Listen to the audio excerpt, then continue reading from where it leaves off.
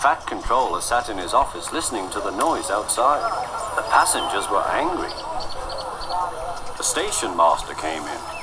"There's trouble in the shed, sir. Henry is sulking, there's no train, and the passengers are saying this is a bad railway." "Indeed," said the Fat Controller, "we cannot allow that." He found Gordon, James, and Henry looking very cross. "Come along, Henry, it's time your train was ready." "Henry's not going," said Gordon. "We won't shunt like common tank engines. That was Thomas's job. We are important tender engines. You fetch our coaches and we will pull them. Tender engines don't shunt." "Oh, indeed," said the Fat Controller. "We'll see about that. Engines on my railway do as they are told." And he hurried away to find Edward. The yard has never been the same since Thomas left to run his branch line, he thought sadly. Edward was shunting. "Leave those trucks, please, Edward," said the Fat Controller. "I want you to push coaches for me in the yard." "Thank you, sir, that will be a nice change." "That's a good engine, off you go then."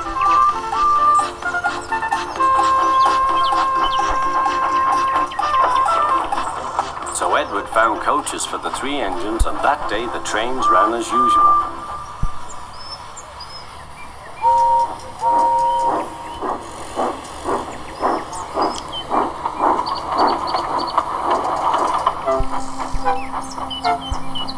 But next morning Edward looked unhappy. Gordon came clanking past, hissing rudely. "Bless me," said the Fat Controller, "what a noise." "They all hiss me, sir," answered Edward. "They say tender engines don't shunt, and last night they said I have black wheels. I haven't, have I, sir?" "No, Edward, you have nice blue ones, and I'm proud of you. Tender engines do shunt, but all the same, we do need another tank engine here."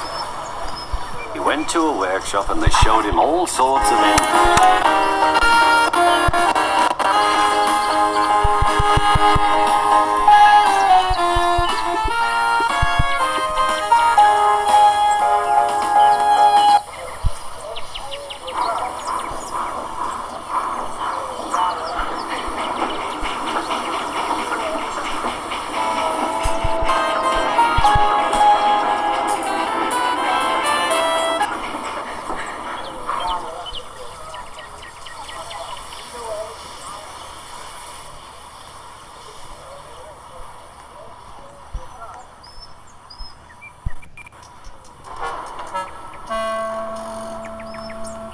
At last he saw a smart little green engine with 4 wheels.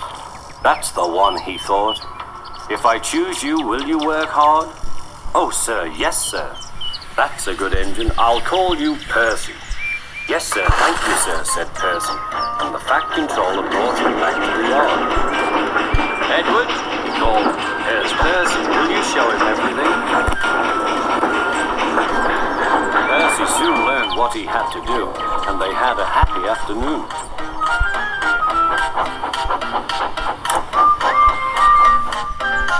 Then Henry came by, hissing as usual. "Chee!" went Percy. Henry jumped and ran back to the shed. "How beautifully you wheezed him," laughed Edward. "I can't wheeze like that." "Oh," said Percy, "that's nothing. You should hear them in the workshop. You have to wheeze loudly to make yourself heard." Next morning, Thomas arrived. "The Fat Controller sent for me. I expect he wants help," he said to Edward. "Shh, here he comes," replied Edward. "Well done, Thomas. You've been quick. Listen, Henry, Gordon, and James are sulking. They say they won't shunt like common tank engines. So I have shut them up, and I want you both to run the line for a while." "Common tank engines, indeed," snorted Thomas. "We'll show them. And Percy will help too." "Oh, sir, yes, sir, please, sir," answered Percy. Edward and Thomas worked the main line, greeting each other as they passed by.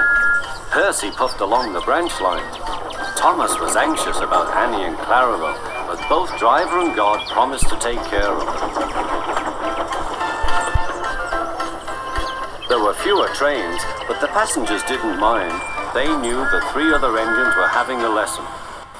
Gordon, James, and Henry were cold, lonely, and miserable. They wished Passengers didn't mind. They knew the three other engines were having a lesson. Gordon, James, and Henry were cold, lonely, and miserable. Wait a second. Wait a second.